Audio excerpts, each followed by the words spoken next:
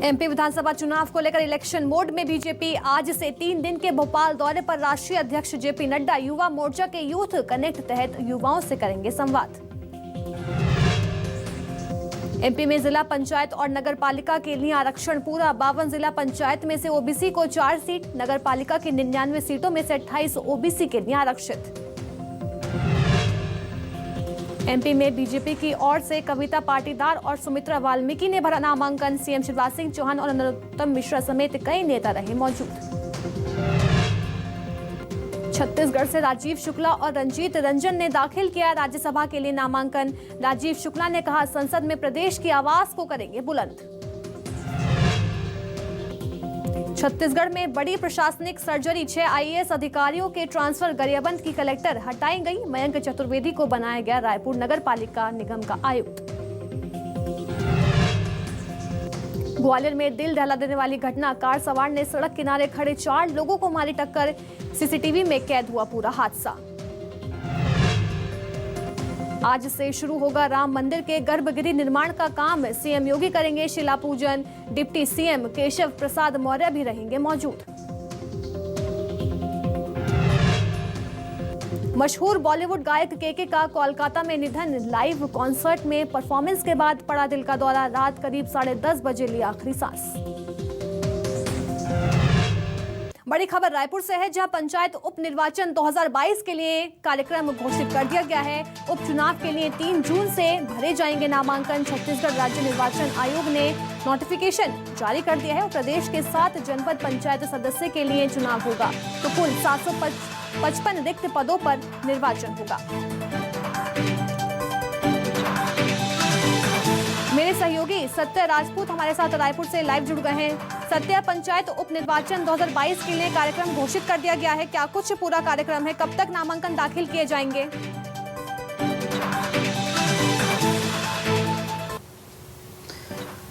देखिए, त्रिस्तरीय जो उपचुनाव है उसके लिए जो है राज्य निर्वाचन आयोग ने नोटिफिकेशन जारी कर दिया है। और जो राज्य निर्वाचन आयुक्त राम सिंह ठाकुर, उनसे हमारी बातचीत हुई है। जिस प्रकार वहां से सूचना मिली है, जानकारी मिली है, उसके हिसाब से प्रदेश के जो 7 जनपद पंचायत सदस्य हैं उसके लिए जो है उपचुनाव हो जो का ऐलान किया गया है। साथ में 118 सरपंच तथा 630 पंच के सहित कुल 755 रिक्त पद है, जिसके लिए जो है उपचुनाव किया जाएगा। और साथ में यहाँ पे महत्वपूर्ण बात यह है कि जिन क्षेत्रों में नामावली तैयार की गई है और पुनरीक्षित कर 25 मई 2022 को अंतिम प्रकाशन किया गया है, ऐसे क्षेत्रों में जो है चुनाव का निर्णय लिया गया है। साथ ही जो है इस बार की अगर हम बात करें तो मतपत्र से ही भी जो है इस बार का चुनाव जो है मतपेटी के द्वारा ही किया जाएगा। और वहीं जो है जो आचार संहिता की बात करें तो नोटिफिकेशन के बाद तक, मतगणना तक, रिजल्ट घोषित होने तक आचार संहिता लागू होने की बात कही गई है। आचार संहिता उन्हीं क्षेत्रों में लागू होगी जहां जहां जो है यहां मतदान की व्यवस्था की जाएगी, जहां निर्वाचन के लिए घोषणा की गई है। अगर हम पूरे शेड्यूल के बात करें कि कब कब क्या होगा, तो इसके हिसाब से नाम निर्देशन पत्र के जो है अंतिम तिथि जो है 9 तारीख को है, 3 बजे तक निर्धारित की गई है। और जो है इसका जो पत्र का जो समीक्षा होता है, जो उसका मूल्यांकन किया जाता है, वो 10 जून को सुबह की जाएगी। वहीं अभ्यर्थियों के नाम वापसी के लिए जो है 13 जून को दोपहर 3 बजे तक का समय दिया गया है। वहीं निर्वाचन लड़ने वाले अभ्यर्थियों की सूची जो है का आवंटन 3 बजे तक होगा। उनके बाद उनका जो है जो चिन्ह होता है चुनाव लड़ने के लिए, वो आवंटित किया जाएगा। वहीं मतदान जो है 28 जून को सुबह 8 बजे से 3 बजे तक होगा। साथ में ही अगर हम बात करें तो 28 और 29 जून पे आवश्यकता पड़ी तो 2 दिन में ही जो है मतदान केंद्र में ही जो मत की गणना होगी और वहाँ पे जो है जो रिजल्ट घोषित किए जाएंगे। जी बिल्कुल, उपचुनाव के लिए 3 जून से नामांकन भरा जाएगा। सत्य हमारे साथ बने रहिए, आगे भी आपसे खबरों पर लगातार अपडेट हम लेते रहेंगे। एक और बड़ी खबर रायपुर से है, जहां सीएम भूपेश बघेल आज फिल्म देखेंगे। भूलन द मेज संजीव बख्शी की रचना है। बता दें, भूलन कांदा पर आधारित है ये फिल्म, जिसको आज सीएम भूपेश बघेल देखने वाले हैं। कांग्रेस नेताओं और पत्रकारों के साथ फिल्म देखेंगे सीएम। 27 मई को ये फिल्म मूवी है रिलीज हुई थी, भूलन द मेज। मेरे सहयोगी सत्य हमारे साथ लगातार बने हुए हैं। सत्य, आज CM Bhupesh Baghel Bhulan the मेज मूवी देखने जा रहे हैं। कितने बजे वो पत्रकारों के साथ और कांग्रेस नेताओं के साथ निकलेंगे? देखिए, छत्तीसगढ़ की अगर हम पहचान की बात करें तो यहाँ की भाषा, संस्कृति, खान पान और यहाँ के जो प्राकृतिक संपदा है, ये जो है छत्तीसगढ़ की पहचान है। लेकिन ये एक नई पहचान जो है, छत्तीसगढ़ की जो फिल्म है, ये छत्तीसगढ़ को एक नई पहचान दे रही है। भूलन द मेज मूवी जो है राष्ट्रीय अवार्ड से सम्मानित है और इस मूवी को पूरे पहली बार छत्तीसगढ़ के जो फिल्म इंडस्ट्री है, इसकी पहली बार जो पूरे देश भर के सिनेमा घरों में ये मूवी को रिलीज की गई है। और इस मूवी को देखने के लिए आज जो छत्तीसगढ़ के सीएम भूपेश बघेल है, वो पूरे पत्रकार और पूरे कांग्रेस के कार्यकर्ता, सदस्यगण सभी के साथ वो आज मूवी देखने जाएंगे। और इससे पहले उन्होंने जो भूलन द मेज के जो तमाम सदस्य हैं, जो कल सीएम उनसे मुलाकात किया और इस मूवी को लेकर तमाम चर्चा की है। और उन्हीं मुलाकात के दौरान उन्होंने कहा कि हम जो है आज शाम को पूरे कार्यकर्ता और मीडिया कर्मी को लेकर ये मूवी देखने जाएंगे। तो इस तरह कहीं ना कहीं ये मूवी जो है छत्तीसगढ़ का नाम रोशन किया है। साथ ही और मूवी को जो है जोर पकड़े, इसके लिए जो है सीएम भूपेश बघेल भी प्रयास कर रहे हैं, क्योंकि छत्तीसगढ़ का मामला है और छत्तीसगढ़ के जो रीति रिवाज, संस्कृति और छत्तीसगढ़ को आगे बढ़ाने के लिए भूपेश बघेल का प्रयास हम सबको ही जानते हैं कि वो किस तरह से छत्तीसगढ़ की संस्कृति को आगे बढ़ाने के लिए कोशिश कर रहे हैं। तो इसी कड़ी में जो है इस फिल्म के प्रमोशन और इस फिल्म को देखने के लिए सीएम भूपेश बघेल जाएंगे। बता दें कि ये प्रसिद्ध जो बॉलीवुड निर्देशक मनोज वर्मा है, उन्होंने ये फिल्म को बनाई है भूलन द मेज को। और फिल्म जो है 27 मई को पूरे देश भर के सिनेमा घरों में ये रिलीज कर दी गई है। तो कहीं ना कहीं ये छत्तीसगढ़ के लिए गौरव की बात है कि पहली बार जो है छत्तीसगढ़ की फिल्म जो है पूरे देश में एक साथ जो है 27 मई को रिलीज की गई है। जी बिल्कुल, पत्रकारों के साथ और कांग्रेस नेताओं के साथ सीएम भूपेश बघेल मूवी देखने के लिए जाएंगे। इस खबर पर नजर बना के रखिएगा, आगे भी आपसे लगातार अपडेट हम लेते रहेंगे। एक और बड़ी खबर रायपुर से है, जहां 812 नर्स भर्ती प्रक्रिया में भ्रष्टाचार के मामले में अब न्यूज 24 मध्य प्रदेश छत्तीसगढ़ के खुलासे के बाद अभ्यर्थियों को राहत मिल गई है। खुलासे के बाद स्वास्थ्य विभाग के अधिकारियों ने संज्ञान लिया इस पूरे मामले को लेकर। स्वास्थ्य विभाग में इंटरनल जांच शुरू कर दी गई है और 1 महीने के लिए आगे बढ़ाई गई है तारीख। नर्सिंग यूनियन के प्रदेश अध्यक्ष ने आभार भी जताया है। कार्रवाई की मांग को लेकर अभ्यर्थी लगातार हड़ताल कर रहे हैं। मेरे सहयोगी सत्य हमारे साथ लगातार बने हुए हैं। सत्य, न्यूज 24 मध्य प्रदेश छत्तीसगढ़ ने इस खबर को प्रमुखता से दिखाया था। कहीं ना कहीं अब अभ्यर्थियों को राहत मिलती हुई नजर आ रही है, इंटरनल जांच शुरू कर दी गई है।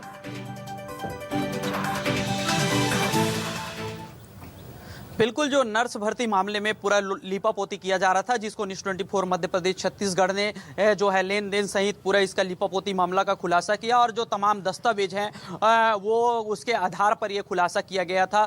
इसमें बड़ी गड़बड़ी ये हो रही थी कि ये जो 11,000 आवेदन है उसको 3 दिन में, सिर्फ महज 3 दिन में लीपापोती करके इसका जो है समीक्षा की गई और उसके बाद जो है भर्ती प्रक्रिया 31 मई को कंप्लीट करने का दावा किया गया था। तो ये बड़ी गड़बड़ी तब सामने आई खुलकर, जब पात्र अपात्र का लिस्ट खंगाला गया। तो यहाँ पे ये गड़बड़ी ये की जा रही थी, जो पात्र सूची में थे उसको बाद में अपात्र कर दिया गया था और जो अपात्र सूची में थे उसको आगे चल के अपात्र कर दिया गया था। यहाँ एक और जमकर भ्रष्टाचार किया गया था। जो वर्ग वाइज जो पोस्ट डाले गए थे उसको लेकर आगे नील कर दिया गया था। यानी कि जो विभिन्न वर्ग के लोग थे, वो जो अनुसूचित जाति, अगर जसपुर के उदाहरण के तौर पर बात करें तो उनको जो है 2 सीट वहां के लिए वहां निर्धारित की गई थी, लेकिन आगे चल के उसको नील दिखा दिया गया और अभ्यर्थी भटकते रहे, इनकी कोई कहीं भी सुनवाई नहीं हुई। तो इस तरह के जो मामला सामने आया, उसके बाद न्यूज 24 मध्य प्रदेश छत्तीसगढ़ ने मामला को उठाया। फिर जाके जो है स्वास्थ्य विभाग के उच्च अधिकारियों ने इसमें संज्ञान लिया और जो भर्ती प्रक्रिया हुई 31 जून को कंप्लीट हो रही थी, उसको जो है 1 महीने के लिए जो आगे बढ़ाई गई है। और आगे बढ़ने के बाद इसमें जो है इंटरनल तौर पर ये इसमें जांच की जा रही है। 1 माह का समय विद्यार्थी को मिल गया। इसके लिए जो है नर्सिंग यूनियन के प्रदेश अध्यक्ष है, उन्होंने न्यूज 24 मध्य प्रदेश छत्तीसगढ़ का आभार प्रकट किया और उन्होंने कहा है कि अब जो योग्य प्रत्याशी हैं उनको एक मौका मिलेगा और जांच में जो है मामले खुल कर आएंगे और जो गड़बड़ी करने वाले जो अधिकारी हैं उन पर कार्रवाई की जाएगी। तो कहीं ना कहीं न्यूज 24 मध्य प्रदेश छत्तीसगढ़ के खुलासे के बाद अधिकारियों ने जांच शुरू कर दी। अब देखना यही होगा कि इसमें जो गड़बड़ी करने वाले अधिकारी हैं उन पर किस तरह की कार्रवाई होती है। स्वास्थ्य विभाग में इंटरनल जांच शुरू कर दी गई है, लेकिन ये जांच कब तक पूरी हो पाएगी? क्या इसके लिए विशेष टीम का गठन किया गया है क्या? देखिए, अभी जो अधिकारी हैं और जो उच्च अधिकारी हैं वो अपने अधीनस्थ अधिकारियों से ये जांच करा रहे हैं और साथ में यहाँ पे सवाल ये भी है कि फिलहाल ये जांच के लिए कहा गया क्योंकि मामला गड़बड़ी की गया। 812 पद है, नर्सों के संविदा भर्ती का मामला है और इसमें गड़बड़ी किया गया है और इसी में जो गड़बड़ी करने वाले अधिकारी हैं उन पर कार्रवाई की मांग को लेकर जो अभ्यर्थी हैं धरने पर बैठ गए। पूरे प्रदेश भर के अभ्यर्थी जो है रायपुर के बूढ़ा तालाब धरना स्थल पर हड़ताल करने लग गए हैं और आज उनकी हड़ताल का तीसरा दिन है। तो इस तरह जो हड़ताल करके वो कहीं ना कहीं आवाज बुलंद कर रहे हैं और गड़बड़ करने वाले अधिकारी हैं जो लेन देन के जिन पर आरोप लग रहे हैं उन पर कार्रवाई की मांग कर रहे हैं। जी बिल्कुल, अभी भी उनकी मांगे हैं, वो हड़ताल पर बैठे हुए हैं। बहुत बहुत शुक्रिया सत्य हमें तमाम जानकारी देने के लिए। खबर रायपुर से है, जहां वरिष्ठ कांग्रेस नेता राजीव शुक्ला चंदखुरी पहुंचे। माता कौशल्या मंदिर में उन्होंने दर्शन किए और राज्यसभा नामांकन के बाद उन्होंने दर्शन किए। राजीव शुक्ला ने प्रदेश की सुख शांति की प्रार्थना की है। छत्तीसगढ़ से राज्यसभा उम्मीदवार राजीव शुक्ला ने चंदखुरी में माता कौशल्या धाम के दर्शन किए और इस दौरान राजीव शुक्ला ने प्रदेश की सुख शांति की प्रार्थना की। राजीव शुक्ला ने कहा कि दुनिया भर में केवल एक माता कौशल्या का धाम बनाया गया है। माता कौशल्या का जन्म छत्तीसगढ़ में हुआ, वहीं शादी अयोध्या में हुई थी। राज्य सरकार ने माता कौशल्या का धाम बनाकर बेहतरीन काम किया है। छत्तीसगढ़ पुराना महाकौशल्य राज्य का हिस्सा था, इसलिए पौराणिक दृष्टि से बहुत ही अहम है। वहीं हमारे संवाददाता ने राजीव शुक्ला से खास बातचीत की।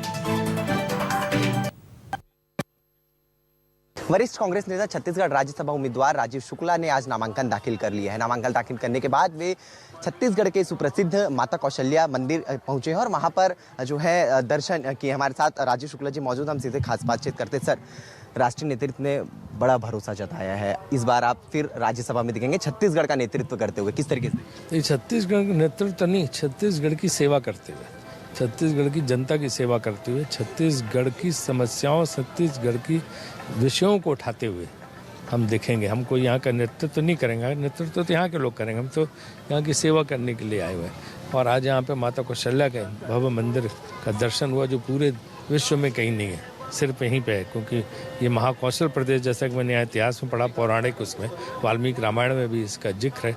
यहीं जो है से माता कौशल्या जो है बालिका रूप में जब अयोध्या गई तो दशरथ को, उन्होंने महाराज दशरथ को देखा, उनके साथ शादी हुई और भगवान राम की, उनकी गोद में भगवान राम की मूर्ति है, भगवान राम उनके साथ उनकी गोद में थी। भव्य मंदिर का दर्शन और इसका इतना बढ़िया निर्माण जो है भूपेश बघेल सरकार करवा रही है, इसको पर्यटक स्थल सा बना दिया है। तो कितने लोग आ रहे हैं, बहुत अच्छा है। तो छत्तीसगढ़ में कि ये बहुत अच्छा एक पर्यटक स्थल और तीर्थ स्थल है जहाँ लोगों को आना चाहिए। सर, छत्तीसगढ़ पर्यटन का स्थल है, दिल्ली में अब आप रहेंगे, सर किस तरीके से और बढ़ावा इसे दिया जाए? सर, निश्चित रूप से यहाँ के विकास के लिए हर संभव प्रयास किया जाएगा। यहाँ से जो सेंटर से है, केंद्र से, वो ज़्यादा मेरे ख्याल से जो छत्तीसगढ़ का जो एक तो उनकी जो राशि जो उनकी मिलनी चाहिए 5,000 करोड़ की, वो अभी बकाया है, वो मिलनी चाहिए, केंद्र सरकार को देनी चाहिए। इसके अलावा जो नक्सल फाइट में जो है हाँ सरकार को था, वो सहायता जारी रहनी चाहिए, क्योंकि अब वो सहायता विकास में करनी चाहिए। और इसके लिए तो मतलब एक पुरस्कार देना चाहिए छत्तीसगढ़ सरकार को कि इस समस्या का उन्होंने ख़त्म किया, नक्सलवाद की समस्या को। अब उसके लिए उस क्षेत्र के विकास के लिए, ताकि दोबारा ही बात न पनपे, और पुरस्कार देना चाहिए के रूप में राशि जो है अनवरत जारी रखनी चाहिए विकास के लिए। बाकी किसानों की समस्या, खाद की समस्या, यहाँ के जो और बाकी जो प्राकृतिक संसाधन है उनका दोहन ना हो, ये सारी चीज़ों पे मुद्दा पे आवाज़ उठाएंगे। Thank you so much sir बात करने के लिए। कैमरामैन जगन्नाथ राव के साथ शिवम मिश्रा, न्यूज़ 24, मध्य प्रदेश, छत्तीसगढ़। तो वरिष्ठ कांग्रेस नेता राजीव शुक्ला और रंजीत रंजन को छत्तीसगढ़ से राज्यसभा भेजे जाने पर वरिष्ठ पत्रकार राम अवतार तिवारी और रशीद किदवई ने अच्छा कदम बताया है। उन्होंने कहा कि राजीव शुक्ला देश के जाने माने पत्रकार हैं और मंत्रिमंडल में उनका लंबा अनुभव है, जिसका लाभ निश्चित ही छत्तीसगढ़ को मिलेगा। वहीं रशीद किदवई ने कहा कि पत्रकारिता के बैकग्राउंड के साथ ही राजीव शुक्ला का खेल और सभी दलों में मधुर संबंध है, जिसका छत्तीसगढ़ को काफी लाभ मिलेगा।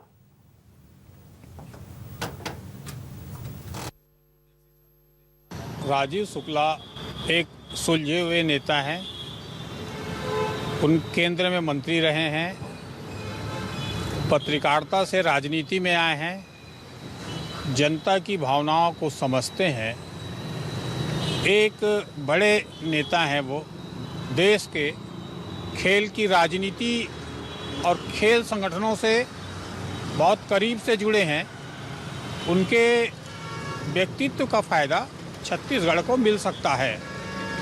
संसद के भीतर वो बहुत जुझारू हैं, विषयों को बहुत प्रमुखता से संसद के भीतर रखते हैं। ऐसे में छत्तीसगढ़ की कई ऐसी समस्याएं हैं, उन समस्याओं को संसद के भीतर मुखरता से उठाने की ज़रूरत है। ऐसे में अगर राजीव शुक्ला इस प्रदेश से सांसद के रूप में राज्यसभा में जा रहे हैं तो हम सबको ये विश्वास होनी चाहिए कि एक दबंग नेता छत्तीसगढ़ की भावनाओं को, 2 करोड़ जनता की भावनाओं को उच्च सदन में प्रमुखता से रखेंगे। राजीव शुक्ला जी को और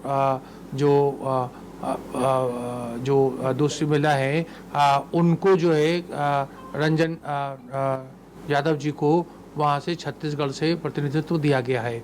इसका देश की राजनीति में देखिए बड़ा असर पड़ने वाला है। वहाँ पर अगर राजीव शुक्ला जैसे व्यक्ति को वहाँ से राज्यसभा का प्रतिनिधित्व मिलता है तो राष्ट्रीय स्तर पर, चाहे वो उद्योग जगत हो, चाहे वो IPL और क्रिकेट का मामला हो, ये तमाम चीज़ें जो हैं वो उसमें दिशा और गति प्रदान करेंगे। क्योंकि शुक्ला जी का जो है हम उनको 30 साल से ज़्यादा के समय में जानते हैं कि उन्होंने पत्रकार के ज़रिए एक बड़े जुझारू और बड़े स्वतंत्र रूप से पत्रकार के रूप में आए, राजीव गांधी के मित्र थे। और तमाम राजनीतिक दल, आज हम अगर भाजपा की बात करें, NDA की बात करें, कांग्रेस, उसके सहयोगी दल और कुछ ऐसे दल हैं जो ना कांग्रेस के साथ हैं और ना NDA के, उन तमाम दलों में राजीव शुक्ला जी की अच्छी पकड़ है, अच्छे मधुर संबंध है, मिलनसार उनका व्यक्तित्व है। तो वो जो है वो छत्तीसगढ़ के लिए भी बहुत कारगर सिद्ध हो सकता है। खबर लोरमी से है, जहां सत्ता दल ने नेताओं के कई मांगों को लेकर जिला सहकारी केंद्रीय मर्यादित बैंक के सामने धरना प्रदर्शन किया। इस दौरान बैंक कर्मचारियों के खिलाफ जमकर नारेबाजी की गई। आपको बता दें कि किसान मुंगेली जिले के लोरमी में सत्ता दल के नेताओं द्वारा विभिन्न मांगों को लेकर जिला सहकारी केंद्रीय मर्यादित बैंक के सामने धरना प्रदर्शन किया गया। कांग्रेस नेताओं ने बैंक अधिकारी हरीश वर्मा पर लिमिट का हवाला देकर कम भुगतान का आरोप है, और जबकि बिचौलियों को फर्जी हस्ताक्षर के जरिए लाखों का भुगतान कमीशन लेकर दिया जा रहा है। साथ ही किसानों और जनप्रतिनिधियों से बदसलूकी का आरोप भी किसान कांग्रेस कमेटी के जिलाध्यक्ष ने लगाया है। 12 व्यापारियों के खिलाफ FIR दर्ज की गई थी, किंतु मुख्य आरोपी जो बैंक का प्रबंधक है उनके खिलाफ आज तक किसी प्रकार की कोई कार्रवाई नहीं की गई। इसके विरोध में एवं किसानों के साथ अभद्रतापूर्वक बात करने, 25,000 का लिमिट तय करने एवं ऋण के नाम पर किसानों को बार बार परेशान करने और गाली गलौज कर भगाने और इनके खिलाफ झूठा रिपोर्ट दर्ज कराने का मामला भी प्रकाश में आया है। इसके विरोध में हम यहाँ पे आज कल दिनांक 30/4 से लगातार धरने पर बैठे हैं। और राष्ट्रीय स्तर पर गरीब कल्याण सम्मेलन का आयोजन हिमाचल प्रदेश की राजधानी शिमला के ऐतिहासिक रिज मैदान में किया गया। कार्यक्रम का लाइव प्रसारण किया गया। पीएम मोदी ने किसान सम्मान निधि की 11वीं किश्त जारी की। उधर कृषि विज्ञान केंद्र रायगढ़ में भी गरीब कल्याण सम्मेलन कार्यक्रम का आयोजन किया गया और कार्यक्रम में मुख्य अतिथि के तौर पर गोमती साय सहित कई गणमान्य लोग शामिल हुए। वहीं कृषि विज्ञान केंद्र में आयोजित कार्यक्रम में गोमती साय और विशिष्ट अतिथि निराकार पटेल ने दीप जलाकर कार्यक्रम का उद्घाटन किया। अब इसमें जो भी छोटे किसान हैं वो प्रधानमंत्री जी की ओर से सम्मान निधि कृषि विज्ञान केंद्र और कृषि महाविद्यालय के वैज्ञानिकों से दिया जा रहा है। निवेदन करता हूँ कि व्यवस्था बढ़ाने में थोड़ा किसी को भी किसी भी योजना से यदि राशि प्राप्त होती है तो खुशहाली की ही बात है। मैं बताना चाहूँगा कि माननीय प्रधानमंत्री महोदय जी का जो संदेश है कि कृषि विज्ञान केंद्र किसानों में विश्वास पैदा कर सका है, उस दिशा में हम लोग कृषि विज्ञान केंद्र रायगढ़ में काम कर रहे हैं। और भारत के 700 कृषि विज्ञान केंद्रों में से हमारा कृषि विज्ञान केंद्र यहाँ पे कार्यरत है, जिसमें से आज जिले के सभी छोरों से यहाँ किसान उपस्थित थे।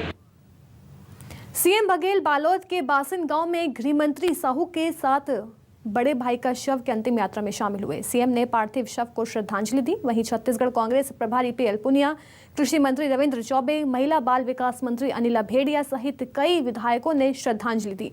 वहीं अंतिम यात्रा में जन सैलाब उमड़ा। आपको बता दें कि ताम्रध्वज साहू के बड़े भाई और वरिष्ठ कांग्रेसी नेता भूपत साहू का लंबी बीमारी के बाद निधन हो गया। जीवन उन्होंने ज़िले के किसानों और मज़दूरों की सेवा में उन्होंने व्यतीत की। एक ऐसे व्यक्ति जो सामाजिक सेवा के क्षेत्र में, राजनीति के क्षेत्र में जाना पाना चेहरा था, आज हम हमारे बीच में नहीं हैं। एक राजनीतिक शून्यता उत्पन्न हुई है, उसकी भरपाई करना मुश्किल है। मैं इस अवसर पर मृत आत्मा की शांति के लिए और पूरे परिवार, शोक का कुल परिवार को ईश्वर दुख सहने की क्षमता प्रदान करे। केंद्रीय मंत्री प्रहलाद पटेल ने मोदी सरकार के 8 साल पूरे होने पर प्रेस वार्ता कर सरकार की उपलब्धियों को गिनवाया। उनके साथ पूर्व मंत्री बृजमोहन अग्रवाल और रायपुर सांसद सुनील सोनी भी मौजूद रहे। उन्होंने आगामी रणनीति को लेकर कहा कि हमारा लक्ष्य है 2024 तक भारत के एक-एक घर में नल जल योजना को पहुंचाना।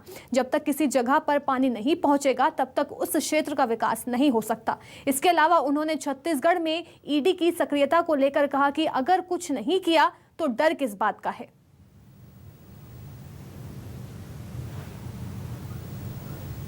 चलिए वक्त है छोटे से ब्रेक का, जल्द होंगे हासिल।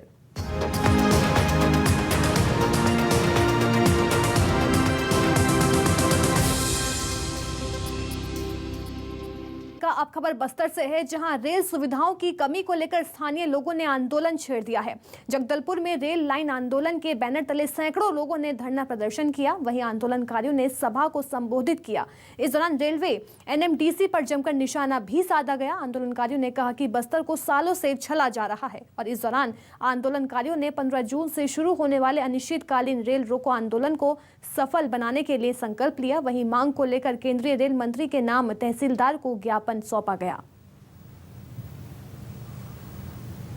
बस्तर के युवाओं ने फैसला लिया है कि अब जब तक बस्तर को रेल की सुविधाएं नहीं मिलेंगी, बस्तर से कोंडागांव की ओर रेल लाइन प्रारंभ नहीं किया जाएगा, तब तक 15 जून तक का हम लोगों ने अल्टीमेटम दिया है। 15 जून तक अगर हमारी मांगे नहीं मानी गई तो उसके बाद हम लोग अनिश्चित रेल रोको आंदोलन करने वाले हैं। खबर बलौदा बाजार से है, जहां सिमगा क्षेत्र में स्पंज आयरन फैक्ट्री का विरोध किया गया है। स्पंज आयरन उद्योग का ग्रामीण विरोध कर रहे हैं। 26 गांव के किसानों ने कलेक्टर को इस पूरे मामले को लेकर ज्ञापन भी सौंप दिया है। उपजाऊ जमीन पर फैक्ट्री लगाने से नुकसान होगा, किसान का बयान भी सामने आया। स्पंज आयरन उद्योग का ग्रामीण लगातार विरोध कर रहे हैं। साथ ही किसानों ने कहा कि उपजाऊ जमीन पर फैक्ट्री लगाने से नुकसान होगा। 26 गांव के किसान इस प्रदर्शन में शामिल हुए हैं।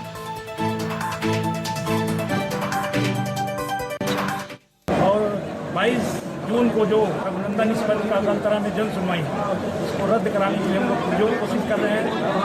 12 जून को दरचुरा गाँव में 10 से 15,000 जनता के साथ हम वहाँ पे महापंचायत करने वाले हैं। वहीं पे आगे की और रणनीति बनेगी। हम सब एक हैं, किसान के साथ हैं। हमारे सिमगा ब्लॉक के जितना भी आबादी है वो किसान में आधारित है, जिससे कर सब जीविकोपार्जन के सिर्फ एकमात्र अगर जीविकोपार्जन के ऊपर साधन है तो कृषि है। कृषि के अलावा कुछ नहीं है। ऐसा ये है कि कोई भी काम, कंपनी भी अगर आ रही है तो ग्राम पंचायत, ग्राम सभा और वहाँ के जो स्थानीय लोगों के साथ जो उनसे बातचीत करके और स्वेच्छा से जो जमीन चाहे खरीदी बिक्री का मामला हो या नौकरी लगने से संबंधित मामला हो, सभी बातों को एक साथ बैठकर इन लोग तय करते हैं। उसके पश्चात ही जन सुनवाई का कार्यक्रम आगे बढ़ता है। और कोई जोर जबरदस्ती अगर कोई करते हैं तो मुझे आकर बता सकते हैं, शिकायत कर सकते हैं। सरगुजा कलेक्टर और कमिश्नर ने Shri Dhanvantari generic medical store का औचक निरीक्षण किया। अधिकारी ने आम नागरिक के वेशभूषा में मेडिकल स्टोर में दवा खरीदकर जमीनी हकीकत जानने की कोशिश की। वहीं अधिकारियों का पहचान उजागर होने के बाद मौके पर लोगों का हुजूम उमड़ पड़ा। वहीं कलेक्टर ने लोगों से Shri Dhanvantari medical generic store के बारे में चर्चा के साथ ही दुकानदार को जरूरी दिशा निर्देश भी दिए। और इस दौरान अधिकारियों ने Shri Dhanvantari generic medical store में रखी दवाइयों का निरीक्षण किया। हम लोग जहाँ खड़े हैं यहाँ पर ये हमारे बिल्कुल अभी हाल में ये धनवंतरी योजना के अंतर्गत ये फार्मेसी के शॉप स्टार्ट हुई है और पिछले 15 दिन में अच्छा इनका बिजनेस हुआ है। लेकिन इसको और बढ़ाया जाए, कैसे डॉक्टर्स को इसमें इनकरेज किया जा सकता है कि वो यहाँ से पेशेंट को इनकरेज करें दवा लेने के लिए और बाकी इसका प्रचार प्रसार और कैसे हो, इसके लिए हम लोग प्लान कर रहे हैं। मॉनसून की आहट मिलते ही बिलासपुर में जल भराव की चिंता लोगों को सताने लगी है। उधर नगर निगम ड्रेनेज सिस्टम को अधूरे पड़े नालियों के काम को पूरा करने में जुटा हुआ है, पर बदइंतजामी का आलम यह है कि कई मोहल्ले ऐसे हैं जहां पानी निकासी का इंतजाम ही नहीं है। मैं ऐसा समझता हूँ कि और अधिक ज़्यादा जल भराव से लोग त्रस्त होंगे, क्योंकि जिन स्थानों को चिन्हित किया गया था जल भराव के लिए वहाँ पे किसी भी तरह के कोई काम नहीं हो पा रहे हैं। और मूलभूत रूप से जो जल भराव को रोकने के लिए काम किया जाना चाहिए और पहली प्राथमिकता होना था कि सारे जो जितने बड़े नाले हैं और उनकी साफ सफाई बेहतर ढंग से हो जाती है, और जिन स्थानों पर जल भराव होता है वहाँ पे निकासी के लिए नालियाँ और जहाँ पे नाले बनाए जाने तो नाले बनाए जाने चाहिए थे, लेकिन ऐसा कोई भी काम शहर के अंदर नहीं दिख रहा है। बड़े बड़े नाला है जहाँ पर पानी रुकने की संभावना होती है, उन सभी नालों को साफ सफाई लगातार 1.5 माह से चल रहा है। अब अंतिम छोर की ओर है। आज भी सुबह 2 घंटा साफ सफाई देखने के लिए 3 वार्ड में गया था। मशीनों से भी साफ सफाई किया जा रहा है, मैनुअली भी साफ सफाई किया जा रहा है, ताकि आने वाले बरसात के समय में यहाँ के शहरवासियों को, नागरिक बंधुओं को दिक्कत सामना न करना पड़े। चलिए फिलहाल के लिए बस इतना ही। बने रहिए न्यूज़ 24 मध्य प्रदेश छत्तीसगढ़ के साथ।